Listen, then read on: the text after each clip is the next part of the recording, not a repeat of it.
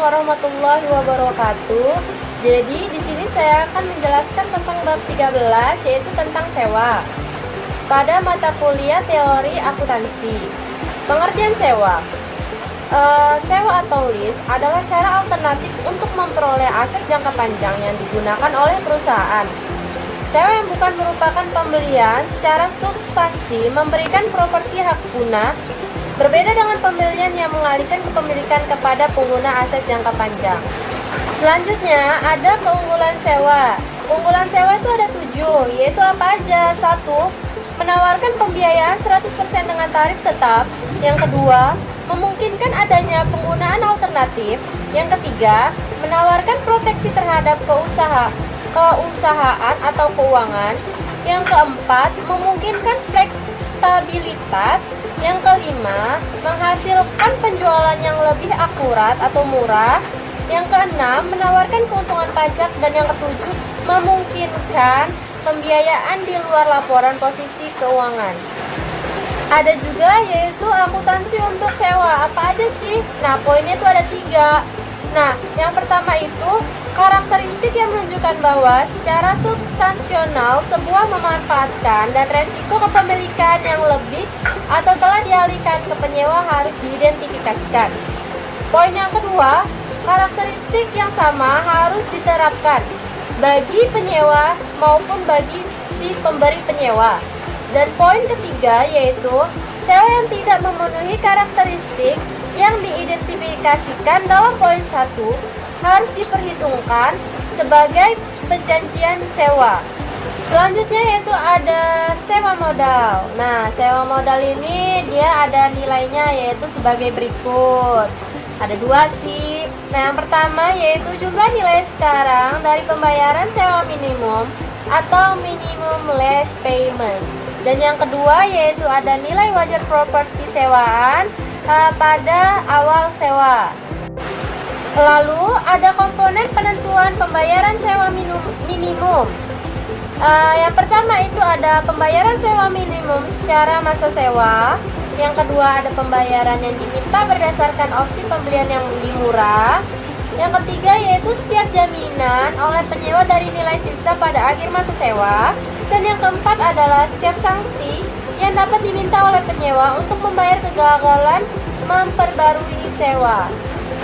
Lalu di sini ada tentang sewa operasi, yaitu untuk sewa operasi yang dimiliki ketentuan sewa tidak dapat dibatalkan di awal atau lebih dari 1 tahun. Nah, yang kedua yaitu untuk semua operasi beban sewa untuk setiap periode yang disajikan dalam laporan laba rugi dan penghasilan komprehensif lainnya dengan pemisahan jumlah untuk sewa minimum, sewa kontingensi, dan sewa substansi. Dan yang ketiga yaitu penjelasan umum terkait pengawasan sewa dan penyewa termasuk tetap tidak terbatas pada hal-hal berikut. Apa aja? Yaitu A. Dasar penentuan penyewa atau sewa kontingensi. Dan yang B. Keberadaan ketentuan pembaruan atau opsi pembelian dan lainnya. Selanjutnya yaitu sewa dengan sebagian besar dengan melibatkan bank atau kreditur. Apa aja? Yaitu piutang sewa, neto dari bagian sewa yang berlaku untuk pokok dan bunga pada utang tempo jaminan tanpa jaminan. Yang kedua yaitu piutang untuk jumlah kredit pajak investasi yang direalisasikan pada transaksi. Dan yang ketiga, estimasi pada nilai sisa dari aset sewaan. Lalu yang keempat adalah pendapatan yang diterima di muka dengan pendapatan tanggungan terdiri dari taksiran laba, sewa sebelum pajak.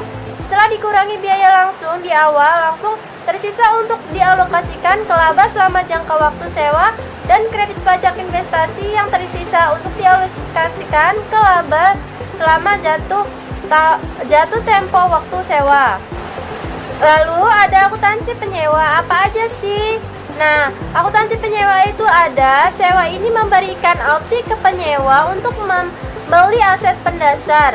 Lalu jangka waktu sewa adalah bagian utama dari sisa umur ekonomis, dan nilai sekarang dari jumlah pembayaran sewa dan nilai sisa, dan dijamin oleh nilai penyewa sama dengan atau melebihi semua nilai wajar dari aset pendasar secara substansional.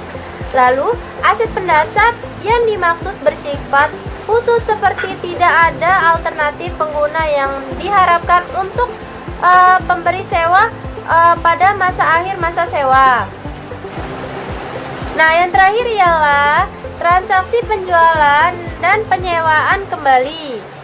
Apa aja? Yaitu 1. Jika ada opsi pembelian kembali, harga kesepakatan berada pada nilai wajar aset pada saat pelaksanaan dan aset-aset alternatif secara substansional secara dan aset yang dialihkan sudah tersedia di pasar. Yang kedua ialah penyewa kembali tersebut bukan sewa pembiayaan atau sewa yang termasuk jenis penjualan. Lalu, yang ketiga ialah transaksi memenuhi pedoman penjualan dalam standar pengakuan pendapatan yang baru. Oke, cukup sekian vlog dari saya. Maaf kalau misalkan suara saya agak melengking dan cara penyampaian saya juga agak terlalu cepat. Materi dari saya semoga dapat bermanfaat. Cukup sekian juga. Terima kasih. Wassalamualaikum warahmatullahi wabarakatuh.